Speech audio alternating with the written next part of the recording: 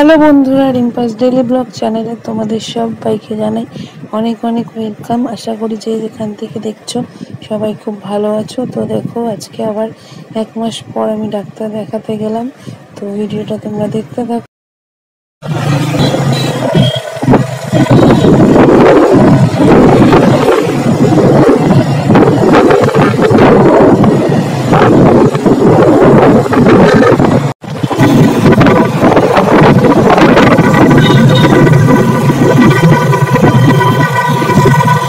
সকালবেলা উঠে সব কাজ টাজ করে, স্নান করে, পুজো করে, তারপরে ভাত খেয়ে আমরা চলে গেছিলাম হসপিটালে।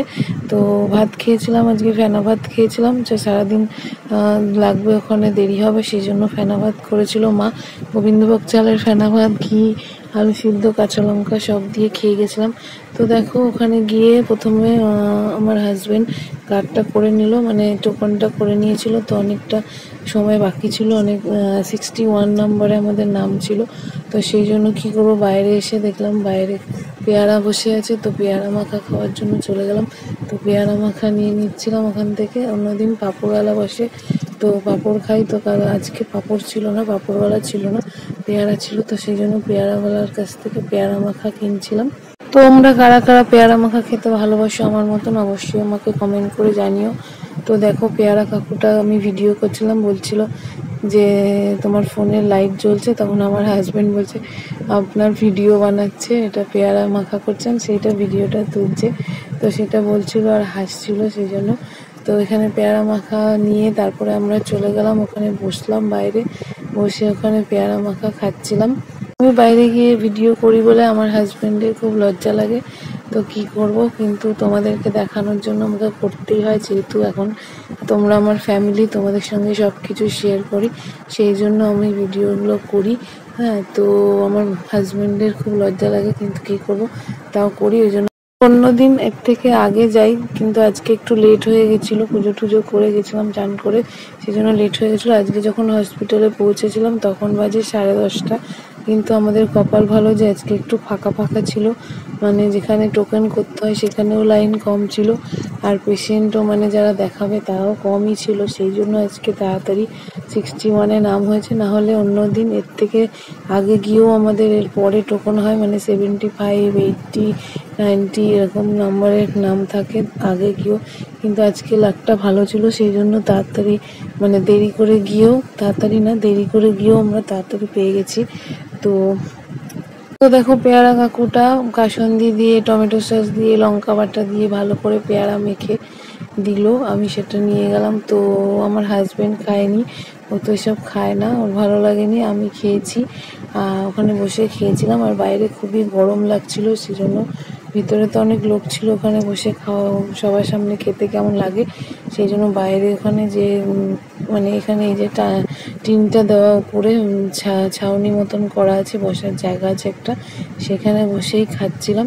তো ওখান থেকে খেয়ে ঠেয়ে তারপরে আবার ভিতরে গেছিলাম। তো বেশ অনেকক্ষণই বসে থাকতে হয়েছে, 61-এ নাম ছিল, তখন সবে মানে 7-8 নম্বর চলছিল পেশেন্ট, সেই জন্য। তো ওখানে তো ভিতরে ভিডিও করতে পারি না। তারপরে ডাক্তার দেখিয়ে ওষুধ নিয়ে আমরা বেরিয়ে গেলাম। তারপরে এই রাস্তায় দোকান থেকে ঋদ্ধির জন্য, ঋদ্ধি কেক খাবে বলছিল, তো ঋদ্ধির জন্য কেক নিলাম, চকলেট নিলাম, আরও সবার জন্য আইসক্রিম নিলাম, আরও জুস করে, মানে ফ্রুটিটাকে জুস বলে, ওইটা খেতে চাই, সেই জন্য একটা ফ্রুটি নিলাম। তো এগুলো সব নিয়ে তারপরে বাড়ি চলে আসলাম। আজকে আর আমার হাজবেন্ড এই বেলা অফিস যেতে পারেনি।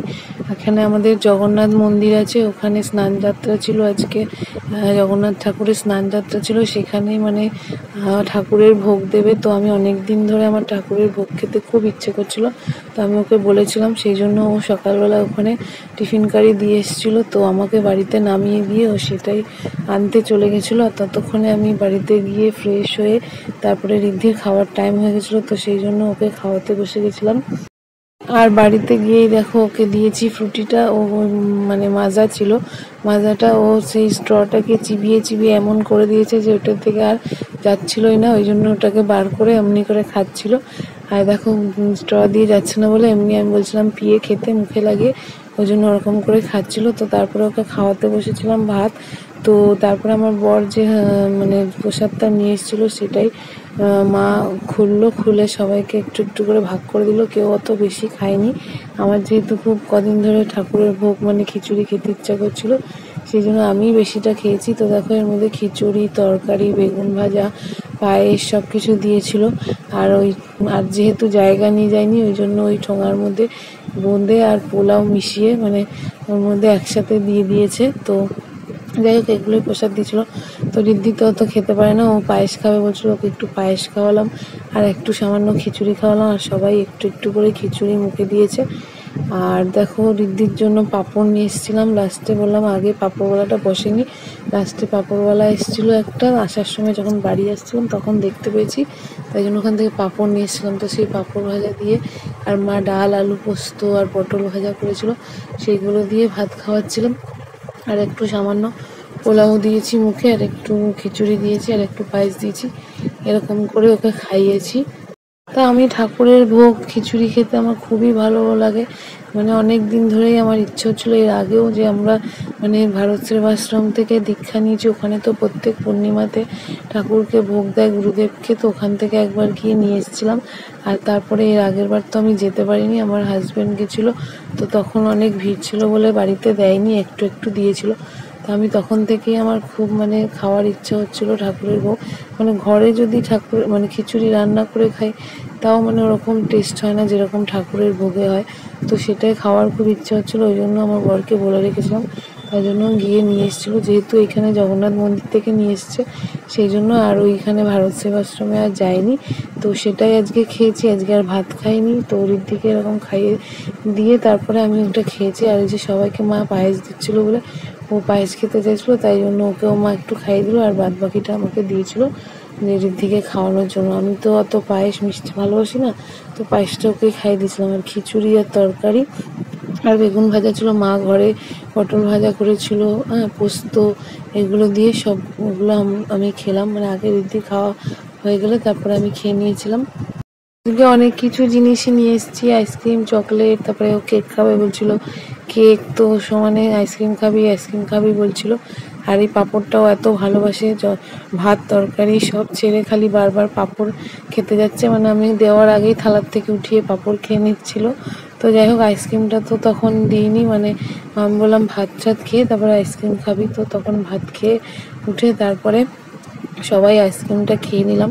আইসক্রিমটা বাইরে গলে যাচ্ছিলো, মানে বাইরে না ফ্রিজেই ছিল, কিন্তু ডিপে ছিল না, ওই জন্য আইসক্রিমটা গলে যাচ্ছিলো।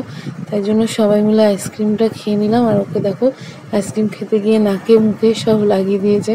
আইসক্রিম খেতে খুবই ভালোবাসে, কিন্তু এখন দিই না, কারণ এর আগে একবার ঠান্ডা জল আইসক্রিম সব খেয়ে ওর গলায় ইনফেকশান হয়ে গেছিলো। সেই ডাক্তার দেখিয়েছিলাম, ডাক্তার একেবারে ফ্রিজের জিনিস বারণই করে দিয়েছিল। তো সেই জন্য ওকে দিই না, কিন্তু ও ভালোবাসে বলে আজকে এনেছিলাম।